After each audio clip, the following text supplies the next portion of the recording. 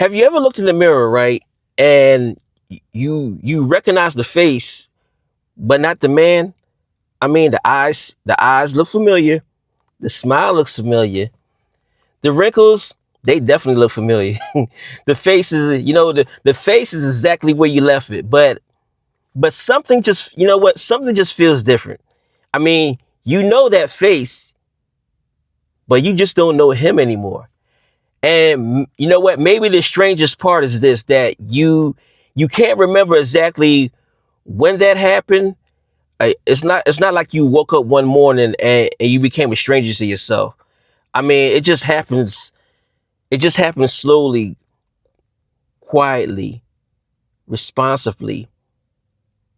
It took one decision at a time, one obligation at a time, and one role at a time, until one day you look up and you realize the man that you're staring back at feel more like a coworker than yourself.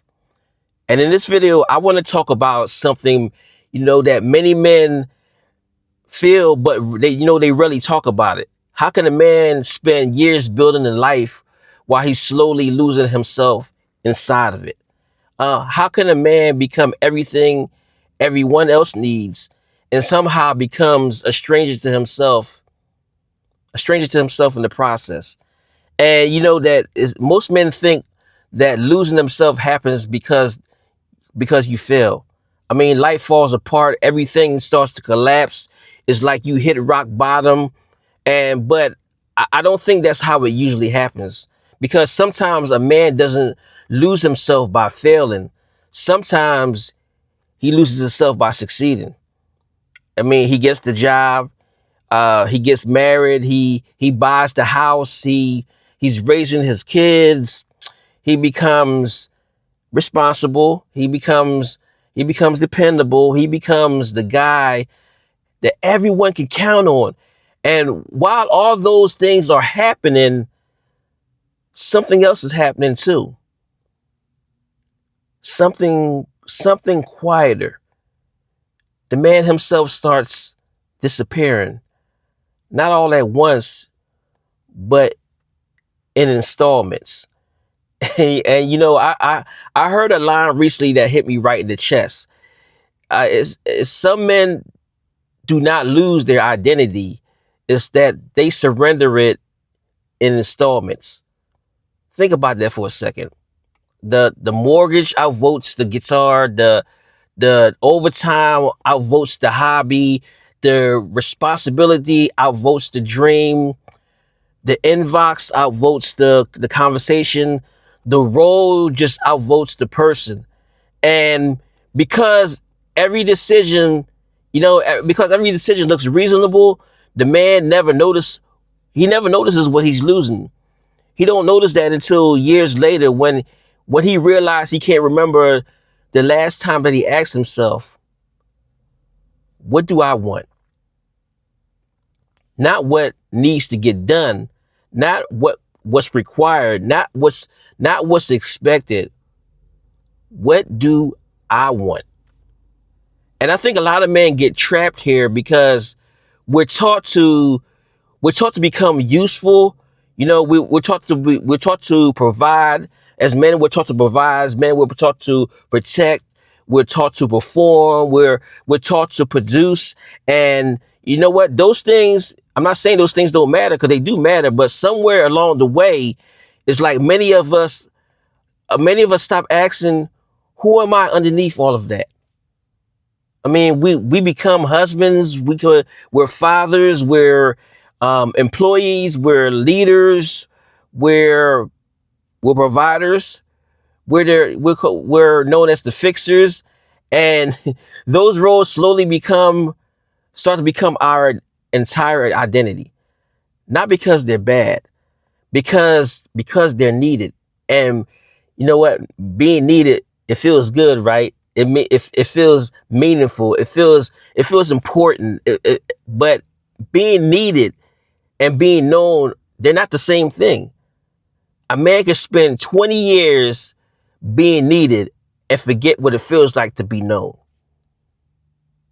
even by himself. He becomes fluid in everyone else's needs and forgets how to speak his own. And if we're being honest, I had moments where I looked up and I realized I was becoming really good at handling life. I am really disconnected from myself at the same time. I mean, I'm working, I'm providing, um, I'm showing up, um, I'm taking care of my responsibilities. I'm doing everything I thought a man was supposed to do, right? Yet inside of me kept asking a question that I just can't ignore. Where did I go? Not because I didn't love my family. It's not because I hated my life. It's not because I wanted to run away from my responsibilities, but because somewhere in all of the responsibility, I stopped checking in with the man carrying it. I stopped asking what was happening inside of me. I stopped. I decided to stop listening. And maybe you felt that way too. And maybe that's where some men sit in the car after work, not because they don't want to go home, not because they don't love their family, because the driver's seat is the only place where nobody wants anything from them. And for a few minutes, they don't have to be dad. In a few minutes, they don't have to be the husband. In a few minutes, they don't have to be that provider. In a few minutes, they don't have to be the strong one. They can just sit there, quiet, not resting, not thinking, just existing. And if we're honest, sometimes that's the closest they felt to themselves all day long. Or maybe it could be the old photos that you have. I mean, you're scrolling through your phone, right? And you see a picture of yourself when you're about 25 years old, 26, maybe 30, and you know what? Something happens. Something deeper. I mean, you don't feel like you're looking at yourself. You feel like you're looking at evidence. Evidence that used to be a version of you who knew who he was. A version of you who, you know what? A version of you that wanted things, that dreamed things, that a person that was willing to pursue things. And here's one thing, is like you don't miss being 25. You miss knowing who you were at 25. You miss knowing what excited you, what really mattered to you, what made you feel so alive.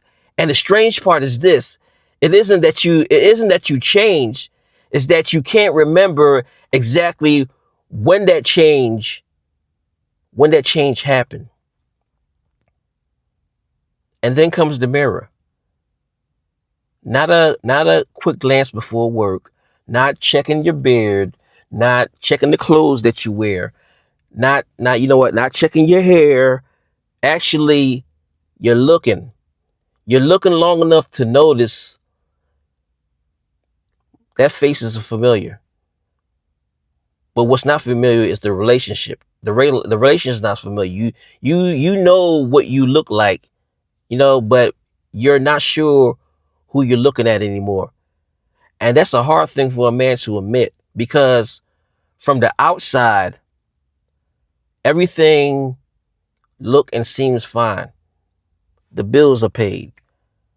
Your responsibilities are handled. The family is cared for. Your career is your career is moving. The life works. But somewhere underneath all of that, something feels missing. Maybe the hardest truth is this: nobody declared war on your identity. Nobody came and took it. You just gave it away. One reasonable decision at a time, one responsibility at a time, one Tuesday at a time, not because you were selfish, not because you were weak, because you were trying to be that good man. And somewhere in the process, you became so focused on being useful that you stopped being you. So let me ask you something. When was the last time you did something simply because you wanted to?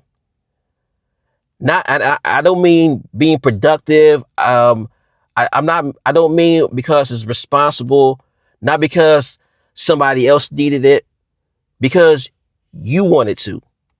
When was the last time you checked in on yourself? When was the last time, when was the last time you asked, who am I becoming? Because maybe the problem isn't that you become a stranger to yourself. Maybe the problem is that you stop introducing yourself. You stop listening. You stop paying attention. You stop noticing. And now the mirror keeps showing you someone familiar who doesn't feel familiar. A face you known your entire life. A man you slowly lost touch with. It's not that you don't miss being young. You miss being known by yourself. And maybe that's why this hits so hard, because deep down, you know the face. What you're trying to do, you're trying to find the man again.